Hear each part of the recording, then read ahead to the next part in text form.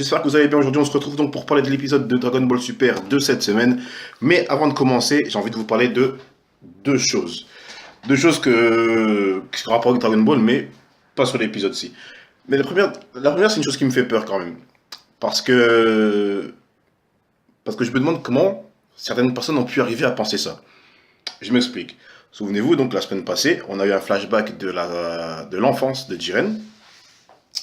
Et beaucoup, mais vraiment beaucoup de personnes, enfin quand je dis beaucoup, c'est genre des milliers, hein, quand j'ai vu ça sur Instagram, sur Facebook, sur Snap, etc., des milliers de personnes pensent que le meurtrier des parents de Jiren, c'est Black Goku. C'est un truc de fou, non? Je suis pas le seul à me dire qu'ils sont malades. Enfin, je me demande si toi qui regardes cette vidéo, tu t'es pas dit, enfin, tu peux pas penser ça. Enfin, faut placer ça dans la chronologie, les gars. Black, il a apparu il y a pas si longtemps que ça, hein. Et les enfants, enfin les parents de Jiren, ils sont morts quand Jiren était enfant. Bon, je vais faire quelque chose enfin que pas beaucoup de personnes ont fait dans Dragon Ball. On va estimer les âges, ok? Bon, à votre avis, Jiren, il a quel âge là? Allez, grosso modo. 35 ans, un truc comme ça. Enfin, c'est un homme. Je me fie à sa voix, hein. Il a la voix d'un homme avancé. Donc, je dirais 30-35 ans. Et je dis 35 ans, et je dis pas 40-45 parce qu'il a quand même un physique qui veut que il est encore un peu dans la jeunesse. Et 35 ans, je pense pas que tu peux encore dire que t'es vieux. Donc, pour moi, Jiren, il a environ 35 ans. Et quand ses parents sont morts, je sais plus si son âge il a été dit, mais on va dire qu'il avait 6 ou 7 ans, un truc comme ça. Bon, on va dire 5. 5 ans, comme ça on peut dire que c'était 30 ans dans le passé. Comment 30 ans dans le passé, Black peut-il déjà exister? Dans un autre univers qui plus est. Enfin, vous êtes d'accord avec moi quand même, c'est impossible de penser ça. Faut... Ok, l'ombre de l'ennemi ressemble un petit peu à Black, enfin c'est dans le même style. Mais les gars, on a déjà vu ça dans le passé. Au tout début, dans Dragon Ball Z, souvenez-vous, quand Trunks du futur est venu prévenir Goku et les autres de l'arrivée des cyborgs. Vous vous souvenez comment les cyborgs ils ont été présentés? Deux auras. Deux auras avec les yeux rouges. C'était. À l'époque, c'était effrayant, tu vois. On se demandait, ouais, comment ça se fait qu'ils ont cette apparence-là, nanani, nanana. Et finalement, on se rend compte qu'en fait, ils ont des apparences humaines, tu vois. Et là, même chose pour Black. On voyait son aura, ça faisait peur, c'était stylé, c'était nouveau, tu vois. Et ben là, même chose. Ensuite, on se rend compte qu'il a l'apparence de Goku. Ben là, c'est la même chose. C'est l'aura, c'est un monstre, c'est l'aura de quelqu'un d'autre. Ça n'a rien à voir avec Black. Ça n'a encore plus rien à voir avec C17 ou C18. Et c'est l'aura de quelqu'un. Peut-être qu'un jour on va finalement voir qui est derrière cette aura. Mais pour l'instant, on a rien. Donc c'est qu'une aura. C'est pas l'aura de Black, c'est pas l'aura de Zamasu, c'est rien. On sait rien dessus. Faut pas commencer à mettre des noms sur ce personnage. Enfin, j'étais choqué de voir le nombre de personnes qui likaient la publication et qui disaient oui, c'est fort possible parce que si, parce que ça, nanani, nanana. Je dis oh, vous êtes malade ou quoi? C'est absolument impossible. J'espère que vous ne faites pas cette erreur. J'espère que là, dans mes abonnés, donc ceux qui verront les vidéos, enfin, si vous êtes abonné ou si vous n'êtes pas et que vous regardez cette vidéo, abonnez-vous. J'espère que si vous regardez cette vidéo, vous dites que oui, c'est impossible que Black Goku soit le meurtrier des parents de Jiren. C'est impossible. J'ai vu aussi quelques gens qui disaient, c'était plutôt que ce soit Vermouth. Vermouth, qui genre il aurait décelé en Jiren un potentiel extraordinaire, donc il aurait tué ses parents pour le faire diriger vers la vengeance. Enfin, vous voyez le même topo qu'avec Sasuke dans Naruto, hein, genre on t'a tué tes parents, venge-toi pour devenir plus fort ou devenir plus fort pour te venger. Enfin, c'est, vous voyez quoi, donc Vermouth il aurait genre comploté ça pour rendre Jiren plus puissant. Ça c'est possible, tu vois, parce on connaît pas son caractère à Vermouth, on sait pas si c'est quelqu'un de machiavélique qui peut faire des plans comme ça. Donc moi ça je dis why not. C'est possible, mais est-ce qu'on saura la vérité un jour? Je sais pas. Et puis pour un dieu de la destruction ferait ça. Bref. Bon, la deuxième chose à parler, je suppose que beaucoup d'entre vous ont vu le spoil de l'épisode suivant, avant même d'avoir vu cet épisode-ci. C'était quand? C'était hier ou avant-hier, je crois. il y a eu partout. Franchement, si vous l'avez pas vu, vous êtes des chanceux. J'en parle, mais je ne montrerai pas d'image. On a vu l'aspect de Goku en Ultra Instinct maîtrisé. Donc, est-ce qu'ils font exprès de faire ça? Moi, je comprends pas. Moi, je comprends pas ici, là. C'est sorti, c'est déjà en jeu, on l'a vu en jeu vidéo, on a vu en magazine, bientôt on va voir en figurine aussi. Non, non, c'était en carte, je crois. Je sais plus, je crois figurine ou carte, un des deux. Bref, on a vu un Goku avec les cheveux blancs. Mais genre, 2 jours avant l'épisode qui est censé introduire ça. Enfin, l'épisode de ce dimanche, donc aujourd'hui. Genre 2 jours avant. Pourquoi vous faites ça, les gars? Enfin, ils avaient fait la même chose pour Black Goku et son Super Saiyan Rosé. C'était pour les ventes, des ventes de cartes, je crois, à l'époque. Mais là, enfin, là, c'est presque, c'est techniquement à la fin de DBS. On aurait aimé garder un maximum de mystère jusqu'à la fin. Et là, non. Là, enfin, est-ce que je suis le seul que ça énerve, entre guillemets? Je suis pas vraiment énervé. Quand j'ai vu ça, enfin, j'ai été surpris. Déjà, je me suis dit, ouais, c'est un fake, tu vois. Je pensais que c'était encore une des bêtises comme Ryo Sensei fait, là. Vous savez, les montages des miniatures YouTube. Tu peux voir des Goku avec les cheveux blancs en Super Saiyan 3. Enfin, tu peux voir plein de trucs. D'ailleurs, l'autre jour, j'ai vu quoi? J'ai vu Broly contre Black Goku. Genre, c'était dans la timeline de DBS. Genre, c'était marqué épisode nanani nanana. Le Super Saiyan légendaire en rosé. Ouais, il était en rosé. Super Saiyan légendaire en rosé contre Gata Izamasu. Je sais, c'est bête. C'est bête. Enfin bon, donc, je comprends pas pourquoi ils font ça. Moi, ça m'énerve pas moi-même, parce que moi je suis quelqu'un qui s'énerve très difficilement, mais il y en a tellement qui ont ragé, il y en a tellement qui ont ragé. Franchement, je. Voilà, j'aimerais partager ça avec vous. Dites-moi si vous aussi vous l'avez vu sur Facebook ou Instagram, si ça vous a énervé, ou au contraire si vous en foutez carrément, ou si vous êtes content. Voilà. Bon, maintenant on va parler de l'épisode. Bon, euh, j'avais envie de faire un hommage à Vegeta, comme j'avais fait à C17 la semaine passée, mais c'est pas assez.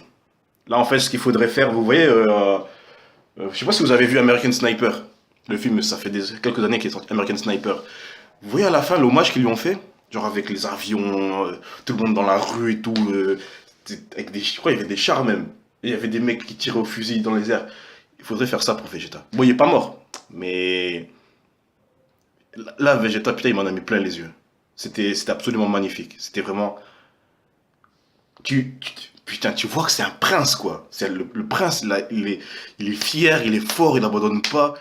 Putain, c'était absolument magnifique. J'ai vraiment, vraiment, vraiment kiffé.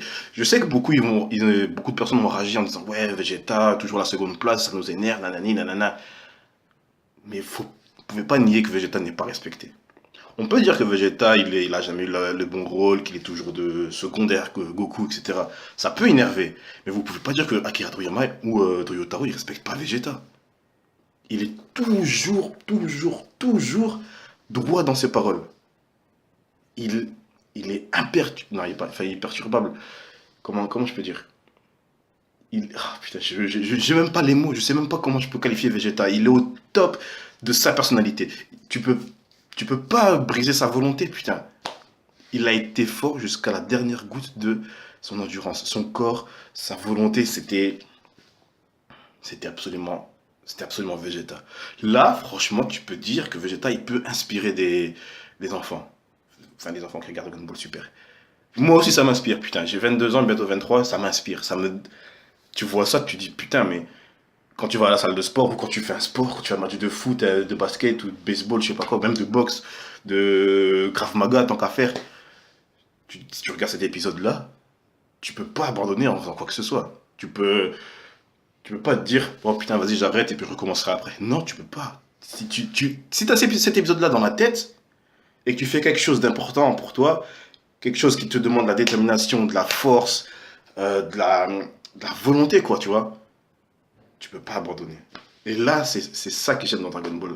Dans Dragon Ball en général. Je parle pas de Dragon Ball Super, je parle de Dragon Ball, Dragon Ball Z, Dragon Ball GT, Dragon Ball Kai aussi si tu veux. C'est ça, c'est cette force que les personnages arrivent à donner aux personnes dans la vraie vie. Et je dis ça, peut-être que certains d'entre vous comprendront pas, mais moi, c'est ça ma motivation première quand je suis à la salle.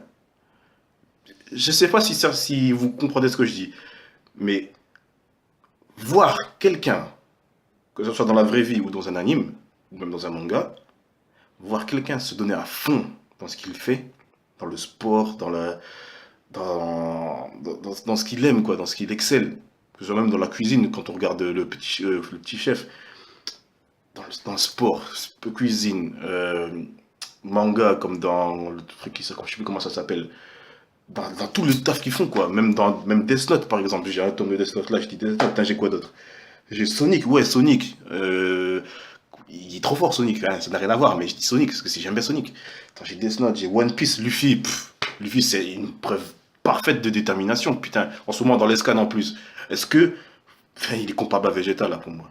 Là où Luffy il abandonne pas là, dans le scan actuellement. D'ailleurs, ah ouais non, il y a une pause là, cette semaine, fait chier.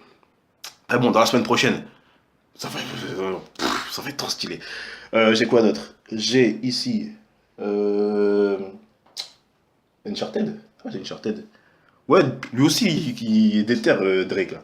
J'ai quoi après? Singularity, on s'en fout. Assassin's Creed, on s'en fout. Enfin bref, vous voyez ce que je veux dire. Je vais partir en couille, hein. Je vais partir en couille. Bon, faut se calmer. Faut se calmer. Bon, Vegeta, un grand merci à toi, mon gars. Tu restes dans nos cœurs. On sait que t'es pas mort, mais un gros big up à toi. Gros big up aussi à son Seiyu. Gros big up aussi à Goku, parce que Goku aussi, là, il a été stylé dans cet épisode-ci. Mais bon, c'est du Goku. Là, la scène de la fin où on voit l'Ultra Instinct s'activer, euh, on- moi, je savais, tu vois, quand tu vois Jiren mettre son gros coup de poing, tu te dis, ouais, c'est maintenant que Goku il va l'activer, c'est sûr. C'était une scène prévisible, mais c'était stylé quand même. Surtout de la droite que Goku lui met, c'était absolument clean. Bon, ce que je vais dire, là, je suis sûr qu'au moins 40% d'entre vous l'ont oublié. À votre avis, qui est-ce qu'on peut oublier à ce moment dans le tournoi de l'univers? Et ouais, il reste encore Frieza. Ça m'a fait rire parce que on voyait tout le monde dire ouais Goku, on compte sur toi, faut croire en Goku jusqu'à la fin, nanana, nanana. Mais on se dit ouais c'est le dernier combat du tournoi là. Alors qu'il reste encore Frieza derrière un rocher. Peut-être qu'il fait une sieste, cet enculé. Peut-être même qu'il regarde discrètement. Enfin, Frieza, mec, j'étais content de voir Frieza dans ce tournoi, hein. Je m'attendais à ce qu'il fasse de grandes choses, qu'il trahisse Goku, qu'il. Je sais pas, qu'il soit important. Et là, on l'oublie. On oublie que Frieza est sur le terrain, quoi. Là ce que je suis en train de me dire, j'aurais préféré que ça soit Cell. Cell, il aurait jamais, il se serait jamais caché. Enfin, il aurait toujours été présent, Cell. Cell, il se serait battu jusqu'à mourir. Parce que Cell, il a des cellules de Saiyan en lui. En plus de ça, il aurait pu devenir plus fort pendant le tournoi, grâce au Zenkai, je crois que ça s'appelle. Mais là, Frieza, ben, on s'en fout. On s'en fout de lui, hein. Je me souviens de lui juste parce qu'au moment, on va dire Son Goku-san. Et sinon, c'est tout. Donc bon, Frieza, important, non. Donc Frieza, ben, moi je suis déçu. Je suis déçu de Frieza. Je suis pas content. Donc bon, voilà, c'est tout ce qu'il y avait à dire sur cet épisode-ci. Donc c'était concentré sur Vegeta et sur Goku. La semaine prochaine, donc on va voir le Super Saiyan White. D'ailleurs, Super Saiyan White, c'est une bonne chose qu'on le voit finalement parce que rappelez-vous, pendant l'arc de Future Trunks, Akira Toriyama avait dit qu'il avait une forme de Super Saiyan White pour Goku, mais il ne voulait pas l'utiliser parce que l'ennemi avait déjà les cheveux blancs. Et là, donc c'était l'ennemi, donc c'était Zamasu, enfin Gatai Zamasu, et on s'est dit, ah bah ça y est, en fait, il n'y aura plus de Super Saiyan blanc. Enfin, Super Saiyan White, excusez-moi. Mais là, en fait, tu te dis en fait que Akira, bah, il a eu cette idée, il l'a gardée en tête, et il le ressort maintenant, genre à la fin de Dragon Ball Super. Ça, c'est une bonne chose, je trouve. J'aime bien ce qu'il a fait. Voilà. J'ai plus rien à dire. C'est une dernière chose. Apparemment, la fin du tournoi correspond avec le début de la fin de Dragon Ball Z. Donc, la fin de Dragon Ball Super correspond avec le début de la fin de Dragon Ball Z. Vous voyez ce que je veux dire? Donc là, si Dragon Ball Super ça reprend, après la fin là qui va arriver, on devrait pouvoir voir Oob.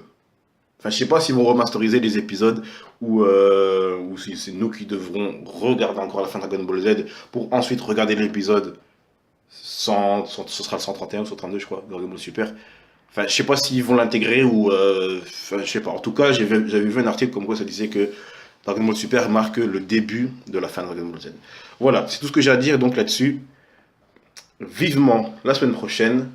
Vivement aussi que je me mette au scan, parce qu'actuellement, le scan 33, je crois, vient de sortir, et c'est le début du tournoi de l'univers, et ça a l'air très très stylé, c'est très bien dessiné. À chaque fois, je dis il faut que je lise les scans, mais à chaque fois, j'oublie, donc il faut que je m'y mette. De toute façon, je le ferai en live, je le ferai avec vous, puis je publierai ça sur YouTube, comme ça, vous verrez un petit peu ce que j'en pense. Voilà, c'est tout ce que j'avais à dire là-dessus. À la semaine prochaine, ou peut-être même plus tôt, enfin ça dépend, je dois faire encore une vidéo sur Nanatsu no Taizai et Boruto. Euh, on verra dans la semaine, on verra. Je promets rien parce que de toute façon, même quand je promets, des fois, ben, ça passe au-dessus de ma tête. Voilà. À la prochaine, les gars, prenez soin de vous, entraînez-vous durement, surtout n'abandonnez jamais et gardez Vegeta comme exemple. Vegeta plutôt que l'autre idiot de Frieza. Allez, salut.